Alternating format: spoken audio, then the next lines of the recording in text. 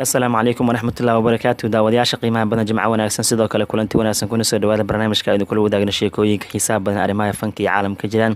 fadlan daawad haddii aad tahay saaxiib nagu cusub janaalkan zaki media subscribe inoo saar saaxiibada joogtada noogu xira muuqaalka noo sheergareeya waxaa marka koowaad ku bilaabanaa filimka taxanaha ee kooriyaanka ee lagu magacaabo Squid Game ciwaanada kala duwan oo sameynaya saaxiibadan la wadaagna maadaama asxaab kala duwan soo weydiiyeen filimkan waxaa laga leeyahay dhankaasi koonfur kooriya wuxuu ka kooban yahay 9 xalqo sidoo kale tan waxaa laga daawada barta loo yaqaan Netflix taariikhda markay 17 September aan kasoo gudubnay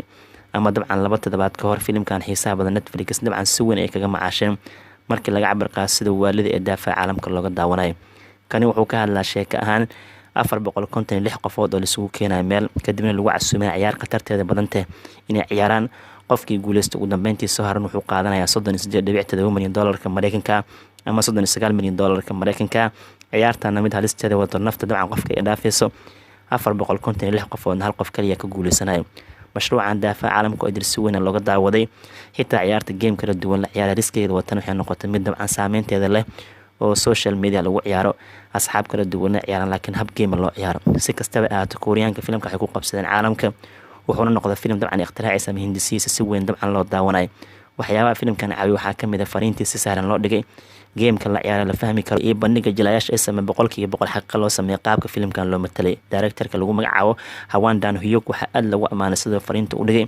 filimkan waxaa muuqata inuu kamid noqdo filimada serious-ka taariikh ahaan lagu jecel yahay taariikhdan casriga la daawaday Netflix waxaa lagu yaqaanaa sidii u maqan yihiin dabcan ama meelaha u xoraansanayaan inay gacanta ku soo dhigaan filim weyn oo dunida idil saameyn xoogan ku yeesho saaxiibada qiimaha badan geemka kala duwan filimkan la ciyaara xitaa wuxuu ku salaysan dhaqamada Kooriya ka jiro oo caruurtii ciyaari jireen si kastaba aad ujeedka filimkan loo sameeyay waxay tahay dad gaaray 456 qofood inta isku keeno 9 xalqo filimkan la daawanayna xalqa kasta waxaa qasab ah dad inay dhintaan ugu dambeyntii dabcan hal qof aa guuleysanaya game kasta oo la ciyaarayna waxaa qasab qof inuu ku dhinto ama lagu dilo marka filimkan wuxuu noqday filim historic ah oo dhaxal balaaran ka tagay qiimeynta shabakada IMDb rating waxaa la 8 dhibcood ka badan shabakada caanka loo yaqaan Rotten Tomatoes ayagana waxay siiyeen in ka badan 95% codadka qaadeen taasoo ka dhigtay filimka inuu yahay filim hirgalay kala fiirsho running time-kiisa waqti ahaan wuxuu u dhaxeeyaa halkii xalqo 32 daqiiqo ilaa 63 daqiiqo sida haatan diiwaan gashan official-ka ah wuxuuna ka kooban yahay sidaan ka dhawaajinay 9 xalqo episode kasta ama xalqo kastana waxay wataa riskigeeda ku aadan in nafta la isdhaafsiinayo saaxiibada qiimaha badan filimkan sidaas loo amaanay haddana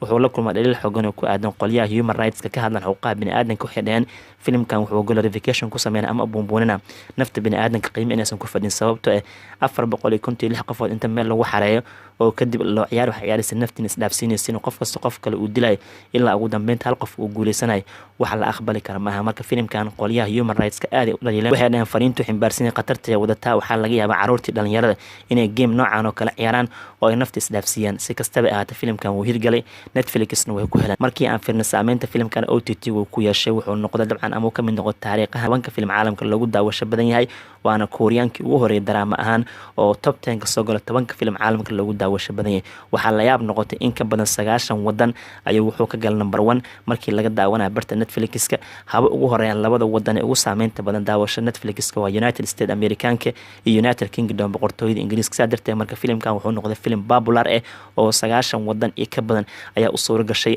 2 toddobaad ilaa 3 toddobaad ugu dambeysay number 1 inuu kaga jiro barta laga daawanayo Netflix-ka idinka aragtidiina ka dhiibta mashruucan social media qabsaday sidoo kale tan saameyn lixad la imaada ciyaarihiisa dabcan la ikhtiraacay haatan siyaabo kala duwan loo ciyaarayo waliba ciyaarta caanka red light iyo green light waxay noqotay mid dabcan dhaqanka Kooriyaanka soo celisay waana ciyaarta 7-maadka 8-maadka caruurta ciyaari jireen oo lagu kala guuleysan jiray laakiin ciyaartaasi ciyaaro kale simple ah ayaa filimkan lagu dabaqay taasoo keentay dunida inay ku waalata daawashadiisa waana game dabcan nafta isdhaafsiinay ilaa ugu dambeyn qofka guuleysto oo gacanta ku dhigaysan ka dhawaajinay 39 milyan doolarka Mareykanka intaasna kaga gudbina marka impact-ga filimkan uu yeeshay fariintiisa qaabka loo amaanay dhaliisha uu la kulmaayo iyo legacy Kooriyaanka ee ka helay maadaama filimkan uu ka mid noqday daraamada la daawado kuwa dabcan lagu daawasho badan caalamka top 10 kuwa ugu sareeya in Kooriyaanka ay ka soo muuqdeen 9 wadan ka badan laga daawanayo bal markaana u soo laabana back to Bollywood kan tagaynaa maxaa cusub sheekooyinka ugu dambeeyay ka daba geeno sheekada Bollywood waxay noqotay ku dhawaaqista filimada kala duwan ek villain returns lagu dhawaaq xilliga la daawanay daawanay 8 July 2022 la daawan doona filimkan waxa hogaamiyalka John Abraham Arjun Kapoor iyo sidoo kale xidigaha ay ka mid yihiin labada gabdhood ka dhicin Disha Patani Tara Sutaria waxaana directorka mas'uulka lagu magacaabo Mohit Sori halka actor Kapoor Bhushan Kumar producer ay ka yihiin waana qaybta labaad filimkii Egvilian oo sanadii 2014 super hit ka noqday Siddharth Malhotra Shraddha Kapoor iyo Ritesh Deshmukh ay sameeyeen dhinaca kale daawadayaasha qiimaha badan superstar kala wada jecel yahay Hindi oo dalka dhaxay Bravas wuxuu ku adkaystay filimkii Stade Sham in la daawan doono 14 Janaayo 2022 wuxuu sheegay Bravas iyo tiimkiisa marnaba inaan la bedelin taariikhda filimkan inkastoo markii la fiiriyo hore gadaal filimkan laga degay oo aflamo weyn ay soo bixi doonaan haddana mashruucan jecelka Stade Sham waqtigii lagu talagalay 14 Janaayo 2022 la daawan doona waxaana atirish ku adkay xidigta caanka la wada jecel yahay ee lagu magacaabo Jahaj dhinaca kale waxaan soo qaadan karnaa daawadayaasha qiimaha badan sheekooyinka haatan iyo muuqdaan superstar Ajay Devgan filimkiisa lagu magacaabo Meydaan oo macallin kubadda cagta Hindi uu matalayo asagana waxaa si rasmi shaaca loo qaad in la daawan doono 3 June 2022 Devgan filimkan hogaamiye ka ah waxaana directorka mas'uulka lagu magacaabo Amit Sharma filimkan waxaa lagu daawan doonaa dhammaan luqadaha kala duwan ee Hindiya haddii ahaan lahayn Tamil Telugu Malayalam Kannada iyo Hindiya saadarta marka Meydaan Ajay Devgan wuxuu calaameystay 3 June 2022 dhinaca kale sheekooyin kala soo qaadan karna waxaa qaybka Alia Bhatt filimkeeda gangsterka ku matalaysa Gangabadi Kathawadi oo Ajay Devgan door caawiyo ku leeyahay Sanjay Leela Bhansali directorka asigana waxaa lagu dhawaaqay in la daawan doono 6 Janaayo 2022 waa toddobaadka ugu horeeya ee sanadka cusub marka Alia Bhatt iyo Ajay Devgan iskaashan doona filimkooda Gangabadi Kathawadi 6 Janaayo 2022 la daawan doono waa official sidoo kaleeto sheekooyin kala soo qaadan karna waxaa qaybka John Abraham maxaa daba dhigay Akshay Kumar sababtoo haatan wuxuu ku dhawaaqay filimkiisa Attack in la daawan doono toddobaadka loo yaqaano Republic Day oo maalinka jamhuuriga oo dabcan ay ku beegan tahay 21 ilaa 25 Janaayo 2022 waxayna isku dhici doonaan Akshay Kumar hore u calaameystay filimka lagu magacaabo Prithvi Raj waxay noqon doontaa markii saddexaad Akshay Kumar John Abraham tiyaatarada ku dagaalami doonaan waxaa la xasuustaa hadda ka horna isku dhaceen filamadii ahaa Gold iyo Satamifa Jayata 2018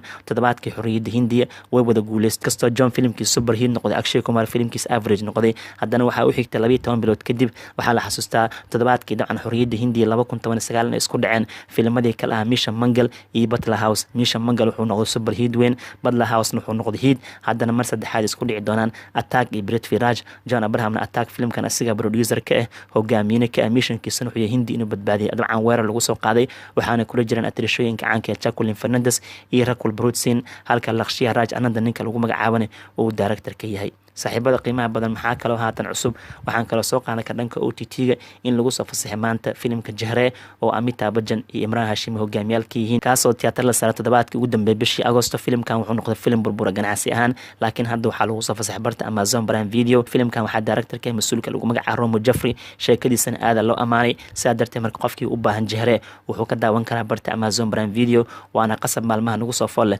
filimkan Imran Hashimi iyo Amitabh Bachchan ku xifaaltameen in af Soomaali laga soo dhigi doono saaxiibada qiimaha badan update-ka wili sheekooyin intaas kuma eko waxyaabaha kala soo qaadan karna waxaa qaybka filimka lagu magacaabo Shidaad asigana haatan waxaa laga daawanaa barta loo yaqaan Disney Plus Hotstar mashruucan xiisaha badan waxaa hogaamiyalka ah Sunny Kaushal wiilkan wuxuu dhashay actorka caanka lagu magacaabo Vicky Kaushal waxaa kula jirta filimkan atirish koowaadka gabadha lagu magacaabo Radhika Madan halka Mohit Rana iyo Diana Benti ayagana doorar muhiim ay ku leeyihiin waxaana directorka mas'uulka lagu magacaabo Kunal Deshmukh sidaa darteed marka filimka lagu magacaabo Shidaad oo dhalinyarada lagu talagalay reer magaalka daansiga iyo soo kale fariinta jecel ka hadlayna hadda waxaa laga daawan karaa barta Disney Plus Hotstar asigana af Soomaali laga dhigi karaa maalmaha nagu soo fool leh maadaama uu yahay film Bollywood ah oo dhalinyarada lagu talagalay saaxiibada qiimaha badan guud ahaan barnaamijka aynu kula wadaagana sheekooyinka ugu dambeeya xiisaha badan ee fankii caalamka jira intaasaan kusoo edlinana fadlan daawada haddii aad tahay saaxiib nagu cusub janaalkan subscribe inoo saar saaxiibada joogtada nagu xira muuqaalka noo sheer gareeya waa ku mahadsantihiin daawashadiina asalaamu calaykum waraxmatullahi wabarakatu